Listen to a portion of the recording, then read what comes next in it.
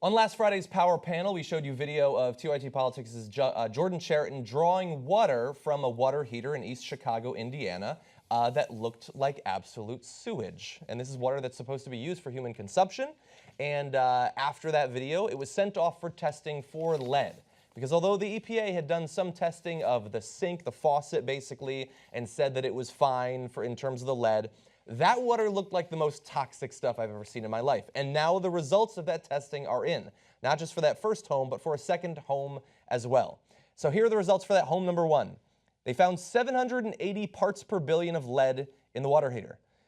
15 parts per billion is the level at which the EPA issues an alert for people to possibly take some sort of action to reduce the amount of lead in their water. I've run the numbers, 780 is higher. Okay. By a little bit, yeah. Okay. So let me give context here. So this is in Indiana. We started covering the story a long time ago. New York Times, others also covered it, and we said, look, this is a really bad situation because they built the projects on top of a former lead smelting plant, and then there's the lead pipes, and then there was the water, the toxic runoff that was going into the local water supply, and there was 4 different ways in which they were smothered in lead. And so for decades, it appears that the EPA back in the 1980s knew that there was a potential here for lead being in the water and in the soil and in the air, and they didn't do anything. For decades and decades, nothing. Finally, this gets in the news, and all of a sudden the EPA is like, ooh. And by the way, this is the same Section 5 of the EPA that is in charge of Flint. They go in, first they test the soil, and they go, don't worry about the water. Oh man, the soil is terrible. It's 218 times what is the permissible level of lead in the soil. They're like, okay, dig up the soil, okay, but we don't have to test the water. Finally, after a lot of pressure, they go and test the water. But how do they test it? They tested the sink, which is the furthest away from the water supply. The water heater is the closest to the water supply. That's why they don't want to test it. Now, and it matters if you test it cold or hot. They test it under ideal conditions, cold by the sink. And they still have lead in the water, too much lead in the water, and they go, okay, there's about 40, 45 houses that are affected. I'm sure everyone else is fine, and even those houses, yeah, they could bathe in it, they could shower. Wait, did you test the water heater? No, but I'm sure it's fine. So we went and tested. Jordan Chariton for TYT went and tested the water. That's the video you saw. But again, it could be that, hey, it looks bad, but it's not, like if you test it, does it really have lead in it, right? And it turns out, yes! It's got a lot of lead in it, much more than what they tested in the sink, and much more than what is permissible. The allowable, again, is 15, where you get a warning like, whoa, watch out, 15 parts per billion. There's no amount that is acceptable. 1 part per billion theoretically is dangerous. Even 5 parts per billion over time increases blood lead levels in kids by 1%, which has an effect on your IQ and your brain development and all of that.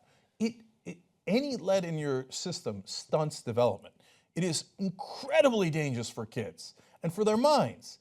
And instead of a little bit, in this case, instead of 15, we have 780 parts per billion, according to the test we just did. Yeah. Okay, so that's the context. Yeah, and we want to give credit to ALS Environmental did the actual testing. Scott Smith of Water Defense was our liaison for that testing. Yeah, and Scott is trusted by a lot of people, including the EPA has cited him in the past. So it's not us looking and going, yeah, it looks brown. We did, and we're like, so that's why we should test it. Exactly. We tested it, and boy, it did not come out good at all. Exactly. It came out terrible. And Scott said that the level they found in that first home is the highest level of lead in a bath that he's seen after having tested 30 homes in Flint.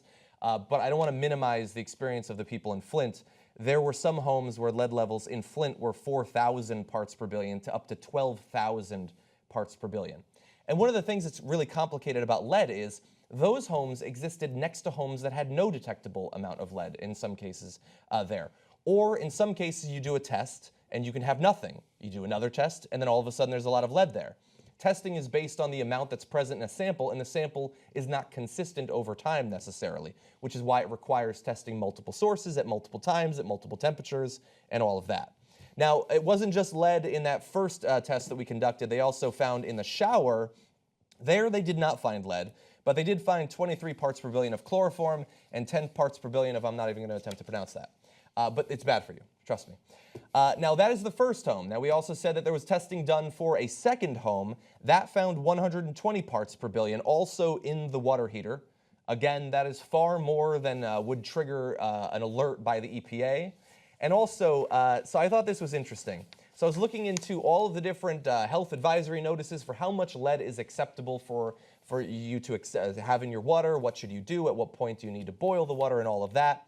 So at one point, prior to 2014, the EPA had on its website a little infographic that listed 40 parts per billion as posing a, quote, imminent and substantial endangerment to the health of children and pregnant women. That was taken off of their website during 2014 when people first started to pay attention to the levels of lead in Flint. And overall, the media started to pay attention to lead a little bit more. 40 is a significant danger. The two homes we tested, 120 and 780. Yeah. So look, this is what investigative reporting gets you. And there's a lot of news organizations not doing it anymore. And it turns out when you dig a little bit, in this case quite literally, you find out that there is dangerous situation all over the country. You know, Reuters did a great job with investigative reporting too. They unearthed that there was 3,000 communities in America that have lead poisoning or lead in their water to the same degree or more than Flint. Yeah. So that's a lot of work ahead of us. We have got to rebuild this infrastructure. It is not acceptable to have our children being poisoned. You know for sure you don't live in one of those 3,000 communities. They're spread across the country. And in Indiana, urban and rural.